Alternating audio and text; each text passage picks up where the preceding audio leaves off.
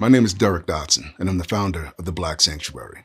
I'm here to provide some law enforcement education for you so you can think critically about safe police interaction. In this segment, we're going to talk about how a jury sees high-profile police shootings. A little disclaimer here. These are not my ideas. This is what it is. It's important for you to know the laws for where you live and for what you do.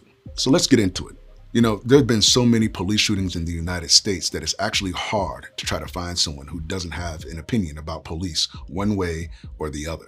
It gets worse when the video footage is released and the details are different from what the officer originally stated. Very quickly, public perception and opinions change, and it quickly turns into, yeah, he probably did it. He just wanted to kill someone. That could very well be true, but it still has to be proven. Here's the difference between what you saw and how you feel about it and what the jury decides. The jury gets to see the entire picture of the events, not just the short clips and bits and pieces the media wants to show you that has the manipulated narrative and the provocative headlines and the clickbait that follows that turns into ad dollars. The jury has more access to information than you will ever have. The jury will go through all of the training that the officer had at their academy. They're going to go through their in-service training. They're going to go through any supplemental or outside training. They're going to review any type of experiences throughout their career that could have influenced their use of force decision in that given situation. Given the charges the officer may be facing, the jury is also going to have to review law violations as well as the criteria for their charges to meet the burden of proof.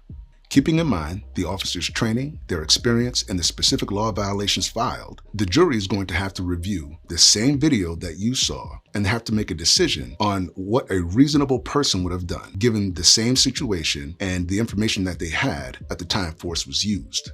The jury, whether they like police or not, are going to have a much more informed perspective on why the police officer used the level of force that they chose at the time. This isn't to say that there hasn't been a case where a jury hasn't made a biased decision for or against police.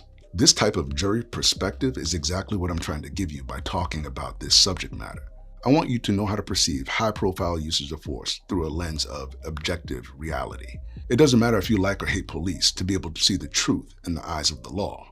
The better you understand this, the more effective you can be in creating the type of police reform you would like to see in your own community. If you'd like to learn more, please visit our website at theblacksanctuary.com. And if you have any questions, please leave a comment below.